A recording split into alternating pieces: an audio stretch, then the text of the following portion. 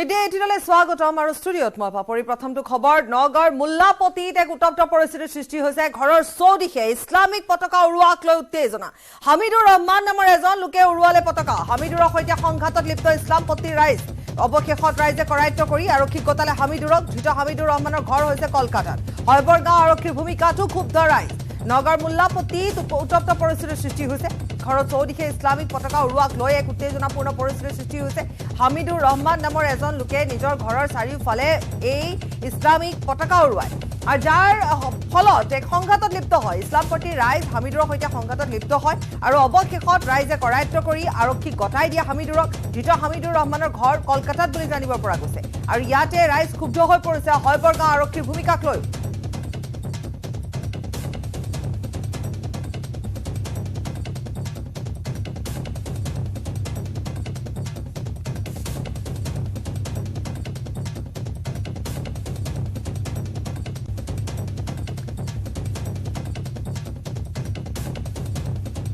কিছু ভিজুৱেলছ আহিছে আমি দেখুৱাইছো এয়া ৰাইজৰ মাজত তৰ্কাতৰ্কি আৰু কাৰণটো ইতিমধ্যে কোৱা হৈছে কিন্তু আমি তথাপিতো নিলোৎপলৰ সৈতে সংযুক্ত হৈছোঁ আমাৰ জ্যেষ্ঠ সাংবাদিক নিলোৎপল আছে আমাৰ সৈতে কাৰণ নিলোৎপলে আমাক গোটেই কথাখিনি আমাক ভালকৈ বুজাব পাৰিব নিলোৎপল প্ৰকৃততে ঘটনাটো কি ইছলামিক পতাকা উৰুৱাইছে তেওঁ নিজৰ বাসগৃহৰ চাৰিওফালে উৰুৱাইছে ৰাইজ ক্ষুব্ধ হৈ পৰিছে লোকজনৰ ঘৰ কলকাতাত কিন্তু হয়বৰগাঁৱৰ আৰক্ষীৰ ভূমিকাটো ৰাইজ ক্ষুব্ধ হৈ পৰিছে ঘটনাটো কিমান উত্তপ্ত পৰিস্থিতিৰ সৃষ্টি হৈছিল এই গোটেই কথাখিনি এবাৰ যদি আপুনি আমাক ভালদৰে বুজাই দিয়ে নিশ্চয় পাপৰি এটা কথা ক'ব লাগিব যে শ্বেখ হামিদুল ইছলাম প্ৰকৃতাৰ্থত আমি প্ৰথম অৱস্থাত আমি ৰহমান বুলি জানিছিলো যদি বৰ্তমান জানিব পৰা গৈছে শ্বেখ হামিদুল ইছলাম তেওঁৰ ঘৰ হৈছে কলকাতাত তেওঁ তেওঁ উত্তৰ প্ৰদেশৰ এগৰাকী ব্যক্তি তেওঁ কলকাতাত থাকি ব্যৱসায় কৰিছিল তাৰপিছত তেওঁ যি নগাঁৱৰ ইছলামপতি বা মুল্লাপতিত তেওঁ থাকিবলৈ লয় কিন্তু আজি বহুদিন ধৰি স্থানীয় ৰাইজে প্ৰত্যক্ষ কৰিছিল যে শ্বেখ হামিদুল ইছলামৰ ঘৰলৈ প্ৰায়ে কিছু সন্দেহজনক লোকৰ অহা যোৱা হয় যিসকলে দেখিবলৈ পোৱা যায় যে তেওঁলোকে বিভিন্ন ধৰণৰ যি সন্দেহজনক মৌলবী আহে সন্দেহজনক বিভিন্ন ধৰণৰ লোক আহে আৰু এই বিষয়ে নগাঁৱৰ হয়বৰগাঁও আৰক্ষী চকীক বাৰে বাৰে ৰাইজে খবৰ দি আছিল যে ইয়াত কিছু সন্দেহজনক কাৰ্যকলাপ হ'ব পাৰে কাৰণ আজিৰ পৰা কিছুদিন পূৰ্বে নগাঁৱতে যি মৰিগাঁৱৰ যি দেহাদী লিংক পোৱা গৈছিলে ইয়াৰ পৰা আটক কৰা হৈছিলে তাৰপিছত শ্বেখ হামিদুল ইছলামে প্ৰায়ে দেখিবলৈ পোৱা যায় যে ঘৰৰ ওপৰত ইছলামিক পতাকা উৰাই ৰাইজে আজিও যেতিয়া যেতিয়া ইছলামিক পতাকা উৰুৱাইছিলে তেতিয়া ৰাইজে তেওঁক প্ৰশ্ন কৰে যে কিয় ইছলামিক পতাকা উৰাইছে আৰু একাংশ লোকে ইয়াক পাকিস্তানী পতাকা বুলি ভাবে গতিকে তেওঁলোকে পতাকা আঁতৰাবলৈ কওঁতেই তেওঁলোকৰ মাজত সংঘাত লাগে আৰু যি শ্বেখ হামিদুল ইছলামে স্থানীয় ৰাইজক ভাবুকিও দিয়ে গতিকে তাৰ পিছতেই স্থানীয় ৰাইজৰ মাজত সংঘাত হয় ৰাইজৰ লগত আৰু বহু সময় ধৰি হয়বৰগাঁও আৰক্ষী চকীক তেওঁলোকে খবৰ দিয়ে যদি হয়বৰগাঁও আৰক্ষী চকী আহি উপস্থিত নহয় অৱশেষত যেতিয়া স্থানীয় ৰাইজে হামিদুল ইছলামক আটক কৰাৰ লগতে তেওঁৰ ঘৰৰ ওপৰত উৰুৱাই থোৱা ইছলামিক পতাকা নমাই আনে তাৰ পিছতে আৰক্ষী আহি উপস্থিত হয়হি আৰক্ষীয়ে পতাকা সহ এইগৰাকী তাৎপৰ্যপূৰ্ণ কথাটো হৈছে নিলোৎপল যে পূৰ্বতেও কোৱা হয় যে আপোনাৰ ওচৰ চুবুৰীয়া যদি অনৈতিক কিছু কাৰ্যকলাপত লিপ্ত থকা আপুনি প্ৰত্যক্ষ কৰে যিবোৰে অন্ততঃ এখন সমাজ ধ্বংস কৰিব পাৰে বা এনেকুৱা ধৰণৰ কৰ্মকাণ্ড হ'ব পাৰে গতিকে তাৰ প্ৰতি যদি কোনোবাই দেখে বা শুনে তেতিয়াহ'লে আৰক্ষীক অৱগত কৰিব লাগে গতিকে ৰাইজ প্ৰথমতে অসন্তুষ্ট হৈছিল এজন লোক বাহিৰৰ পৰা আহিছে তেওঁ ইয়াত ঘৰলৈ আছে তেওঁ ইছলামিক পতাকা উৰুৱাই থয় তেওঁৰ বাসগৃহৰ চাৰিওফালে তাৰোপৰি কথাটো হৈছে যে তেওঁ ঘৰলৈ এনে কিছুমান মানুহ আহে এনে কিছুমান লোক আহে যাক ওচৰ পাজৰৰ ৰাইজে সন্দেহৰ চকুৰে চায় গতিকে তেওঁলোকে আৰক্ষীক খবৰ দিছে তেওঁলোকে নিজৰ কাম কৰিছে কিন্তু আৰক্ষীয়ে তেনে ক্ষেত্ৰত এবাৰো আহি গোটেই কথাখিনি সোধা পোছা কৰা বা জানিবলৈ চেষ্টা কৰা এনেকুৱা ধৰণৰ কোনোদিন পদক্ষেপ গ্ৰহণ কৰা দেখিবলৈ পোৱা নগ'ল মানে পাপৰি এইটোৱে ৰাইজ ক্ষুব্ধ হোৱাৰ কথা মই পাপৰি পুনৰ কৈছো যি স্থানত এই ঘটনা সংঘটিত হৈছে মুল্লাপতি বা ইছলামপতি তাত সকলো ইছলাম ধৰ্মাৱলম্বী লোক আৰু ইয়াত কোনো ধৰণৰ অন্য ধৰ্মাৱলম্বী লোকে কিন্তু তেওঁক ধৰা নাই ইছলাম ধৰ্মাৱলম্বী লোকে আজিৰ পৰা কিছুদিন পূৰ্বে তাত জেহাদীৰ বিৰুদ্ধে তেওঁলোকে সমদল উলিয়াইছিলে তেওঁলোকে যি ধৰ্মীয় সাম্প্ৰদায়িকতাৰ বিৰুদ্ধে সমদল দিছিলে আৰু সেয়েহে স্থানীয় ৰাইজে ইছলামপতি ৰাইজে মুল্লাপতি ৰাইজে বাৰে বাৰে কৈ আহিছিল যে এইগৰাকী লোকৰ ঘৰলৈ বহু সন্দেহজনক লোক আহে গতিকে এইগৰাকী লোকৰ ওপৰত নজৰ ৰাখিব লাগে কিন্তু হয়বৰগাঁও আৰক্ষী চকীৰ যিগৰাকী ভাৰপ্ৰাপ্ত বিষয়া তেওঁ কোনোদিনে ৰাইজৰ অভিযোগক গুৰুত্ব দিয়া নাছিলে আপুনি দেখিছে যে হয়বৰগাঁও অঞ্চলটোত হয়বৰগাঁও থানাৰ সন্মুখতে বেংক ডকাইতি দিন দুপৰতে হৈছে হয়বৰগাঁও থানাৰ সন্মুখতে ব্যৱসায়িক চুৰি মাৰি হত্যাৰ চেষ্টা কৰা হৈছে আৰু গতিকে হয়বৰগাঁও অঞ্চলত যথেষ্ট আইন শৃংখলা পৰিস্থিতি বিঘ্নিত হৈছে আৰু আজি যি ঘটনা সংঘটিত হ'ল এইগৰাকী যি হামিদুল ইছলামে কৈছে যেতিয়া তেওঁ কাৰণ সোধা হৈছে যে কিয় ইছলামিক পতাকা উৰুৱাইছে আমি পাপৰি পুনৰ কৈছো যে নগাঁৱত যথেষ্ট ইছলাম ধৰ্মাৱলম্বী লোক আছে কোনেও কিন্তু ঘৰৰ চৌহদত ইছলামিক পতাকা উৰুৱাই নথয় কিন্তু এইগৰাকী ব্যক্তিয়ে কিয় নিশ্চয়, নিশ্চয়, কলকাতাৰ ঠিকে। পৰা আহি পেলাই কথাটো- কাৰণ তাত প্ৰায়খিনি ইছলামধৰ্মী লোকে আছে, তেওঁলোকে কেতিয়াও তেনেধৰণে পতাকা উৰুওৱা নাই তাত। গতিকে এজন বাহিৰৰ পৰা অহা মানুহ তেওঁ আহি নিজৰ ঘৰৰ চৌহদত ইছলামিক পতাকা উৰুৱাব, গতিকে তেওঁলোকে তাত থকা স্থানীয় লোকসকলে সহ্য নাই কৰা। তেওঁলোকে আৰক্ষীক খবৰ দিছে, আৰক্ষীয়ে ব্যৱস্থা গ্ৰহণ নাই কৰা। অৱশেষত তেওঁলোকে নিজে আগবাঢ়ি আহিছে, নিজে তেওঁলোকে এই পতাকা তাৰ পৰা নমাইছে আৰু এজন লোকক নিজে আটক কৰিছে, কৰি তেওঁলোকে আৰক্ষীক গতাই দিছে। নীলোৎপল, ধন্যবাদ জনাইছো আপোনাক। আৰু এই গোটেই কথাখিনিত ৰাইজ যেনেধৰণে সজাগ, সেই সজাগতা ৰাইজৰ মাজত দেখিবলৈ পোৱা গৈছে। তেওঁলোকে বিচৰা নাই এনেকুৱা ধৰণৰ কোনো অনৈতিক কাৰ্যকলাপ ঘটক। তেওঁলোকে সন্দেহ কৰি আছিল এজন লোকৰ ঘৰত কিছু লোক আহে, যিবোৰ লোকক লৈ তেওঁলোকে কিছু সন্দেহৰ চকুৰে চাইছিলে। কাৰণ যিহেতু সেই অঞ্চলটোতে আমি মৰিগাঁৱতো দেখিবলৈ পাইছিলো জেহাদীৰ ঘাটিৰ পৰা আৰম্ভ কৰি মাদ্ৰাছাসমূহত কি চলি আছে, সেই গোটেই কথাবোৰ ইতিমধ্যে পোহৰলৈ ইতিমধ্যে আহিছে। বহুখিনি জেহাদী ইতিমধ্যে আৰক্ষীৰ জালতো পৰিছে। গতিকে তেনে পৰিপ্ৰেক্ষিতত ৰাইজে সজাগতা অৱলম্বন কৰি আৰক্ষীক খবৰো দিছিল, আৰক্ষীয়ে ব্যৱস্থা গ্ৰহণ কৰা নাছিল। আৰু সেইবাবে মুকলিকৈ ইছলামিক পতাকা উৰুৱাবলৈ তাত সাহস কৰিব পাৰিলে বুলি ৰাইজে জনাইছে।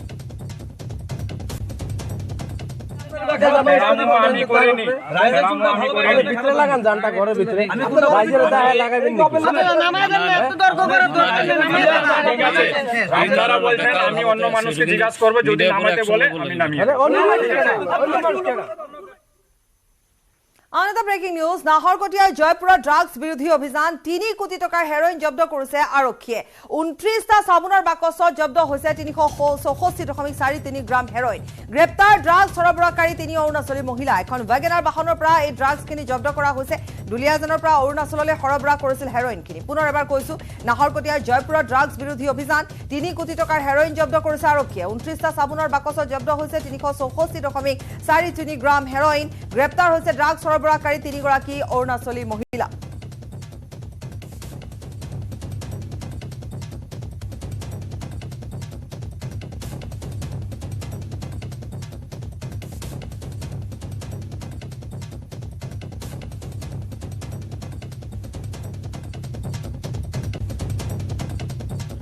পিন পইণ্ট ইনফৰ্মেশ্যন আছিলে আমাৰ, তেওঁলোকে নাগালেণ্ডত বস্তু লোৱাৰ পিছতে আমি এইখিনি তৎপৰতা কৰিছিলোঁ।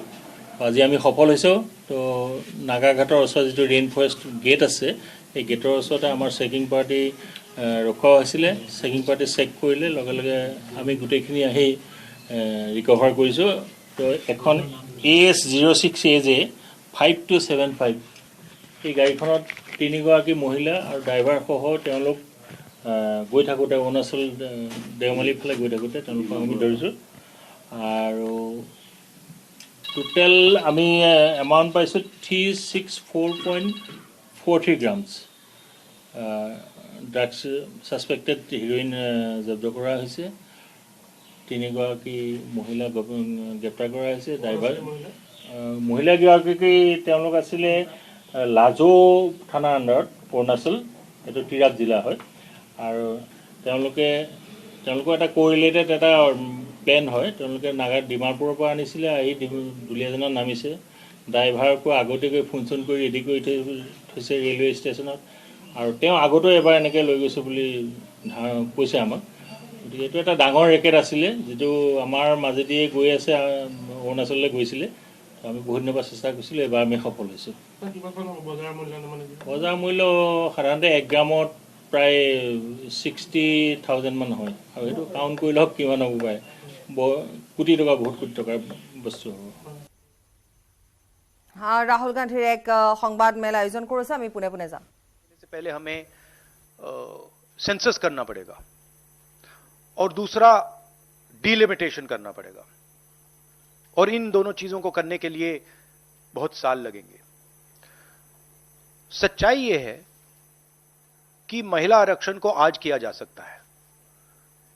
33% आज जो सीट्स हैं लोकसभा में, विधानसभा में, वो महिलाओं को दी जा सकती है।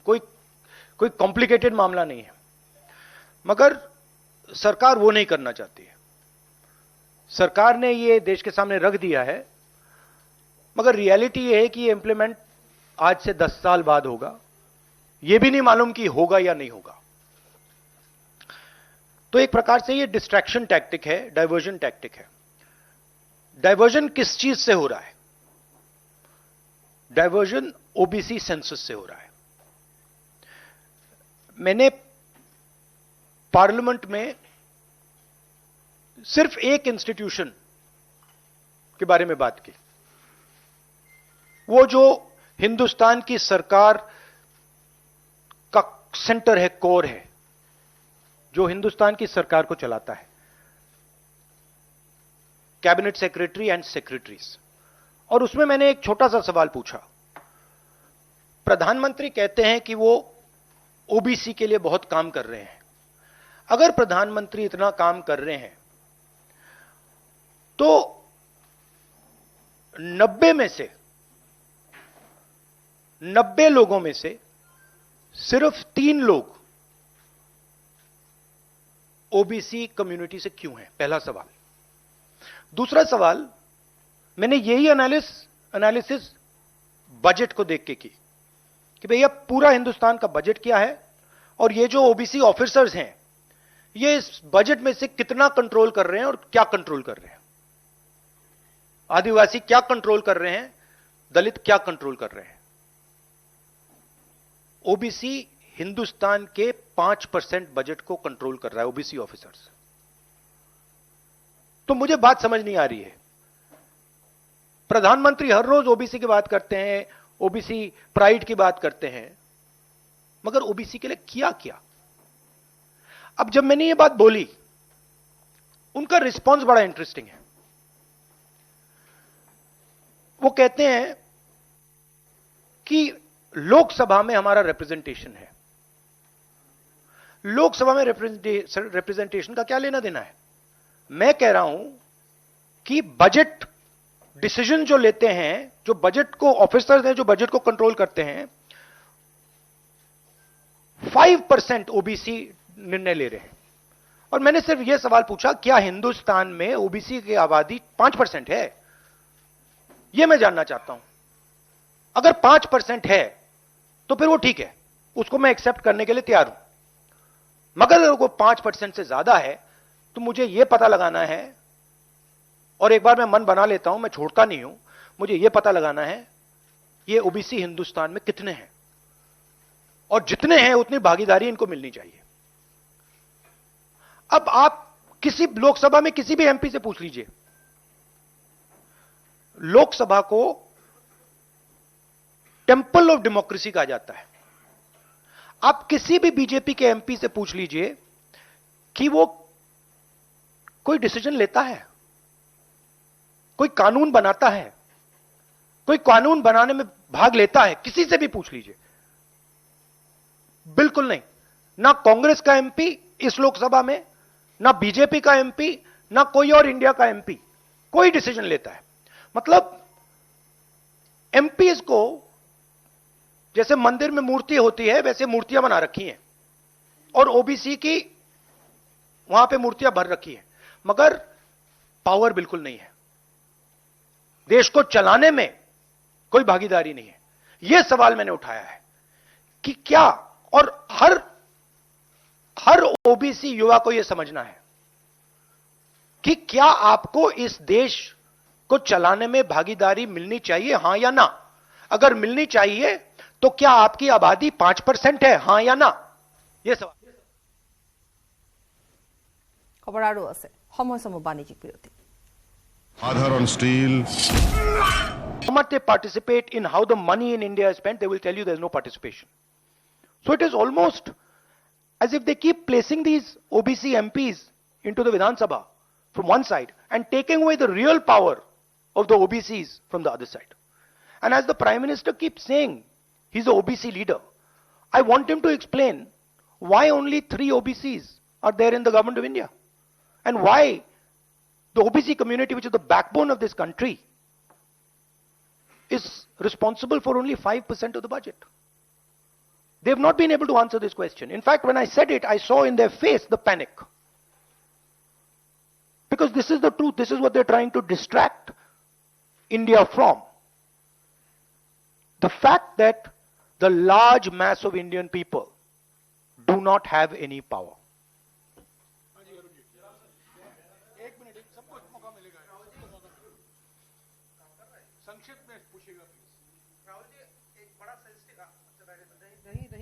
हेलो, राहुल जी, बहुत सेंसिटिव मुद्दा है ये रिजर्वेशन। आज से नहीं, जब से ये अस्तित्व में आया, आपने पेंडोरा बॉक्स एक तरह से उसको टच कर दिया। आप कल ये बात कह चुके अपनी स्पीच में कि भाई ये दो, सरकार तो नहीं दे रही, सरकार ने तो पास करा दिया बिल। अब सवाल उठता है आपका, क्या आप आगे चल के सरकार में भी, जैसे सेक्रेटरीज हैं, सरकार में भी और महिला आरक्षण में भी ओबीसीज के लिए अलग से व्यवस्था करने वाले? देखिए, सिंपल बात, स्टेप बाय स्टेप करना है। आपको चोट लगती है तो एक्सरे होती है, पता लगाना पड़ता है कि स्ट्रक्चर में कमजोरी कहां है, हड्डी कहां टूटी। मैं सिर्फ एक बात कह रहा हूं, पहला कदम एक्सरे है कि हमें पहले कास्ट सेंसस के माध्यम से हिंदुस्तान का एक्सरे करना है कि भैया हैं कितने लोग, ओबीसी कितने हैं, अलग अलग कम्युनिटीज कितनी हैं, ट्राइबल्स कितने, ये पहले टेबल पे तो रखो। डिसीजन लेने से पहले अगर हम अपने सामने डेटा ही नहीं रखेंगे तो डिसीजन कैसे लेंगे? वो तो आपने बात की बात की, मगर पहले हमारे सामने डेटा रखो। डेटा रखोगे, मैं आपका जवाब दे दूंगा। आज तो डेटा ही नहीं है। दूसरी बात, मैंने अपने भाषण में कहा कि आजादी की जो मूवमेंट थी वो एक शुरुआत थी। Distribution of power, transfer of power to the people of India, Hindustan के लोगों को पावर ट्रांसफर करने का पहला बड़ा कदम था। उसके बाद हमने और कदम लिए हैं। कास्ट सेंसस से जो डेटा निकलेगा वो हिंदुस्तान की जनता को और पावर ट्रांसफर करने का तरीका है। मैं कह रहा हूं कि हिंदुस्तान के जो ओबीसीज हैं, दलित्स हैं, ट्राइबल्स हैं, बाकी लोग हैं, महिलाएं हैं, उनको हमने ट्रांसफर ऑफ पावर करना है। उनके लिए हमें पावर ट्रांसफर करना है, उनके हाथों में पावर डालनी है। फाउंडेशन वो है, और कास्ट सेंसस की जरूरत है, क्योंकि उसको समझे बिना हम ये कर ही नहीं सकते।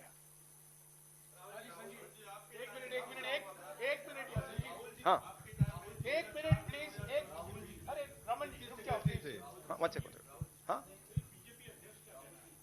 देखो, हमारे समय जितने भी थे सही रिप्रेजेंटेशन होना चाहिए। हमारे समय कम था, वो भी खराब है। इनके समय कम था, कम है, ये भी खराब है। हम चेंज चाहते हैं, ठीक है। मेरा कहना है कि जब मैंने ये आंकड़ा देखा मैं हिल गया। मैं बिलीव नहीं कर सकता था कि 90 सेक्रेटरीज में से 3 ओबीसी के हैं। मैं शॉक हो गया, मैं हैरान हो गया, ये क्या हो रहा है। और इसको बदलना है। हिंदुस्तान के जो आम जनता है, गरीब जनता है, उनको पावर देनी है। Rahul ji, you just said that you want that the power should be transferred to women and OBCs and other backwards. You know, this is a form of transferring power. The Prime Minister has said that this bill will lead to an era of women-led development. Do you feel that in the present form, this bill will be able to achieve this goal? Considering that it is not being implemented now. The problem is the implementation. So what they have said is, we are placing a bill on the floor of the House, but we will implement it 10 years from now. What does that mean? That's like the Prime Minister saying, you know, we are going to place a bill on OBC caste census in the floor of the House, and we are going to do it in 30 years. What does it mean? Means nothing. So we agree with the bill. Remove these 2 clauses and make it happen today. And don't insult the intelligence of India's women. Because India's women understand what you're doing.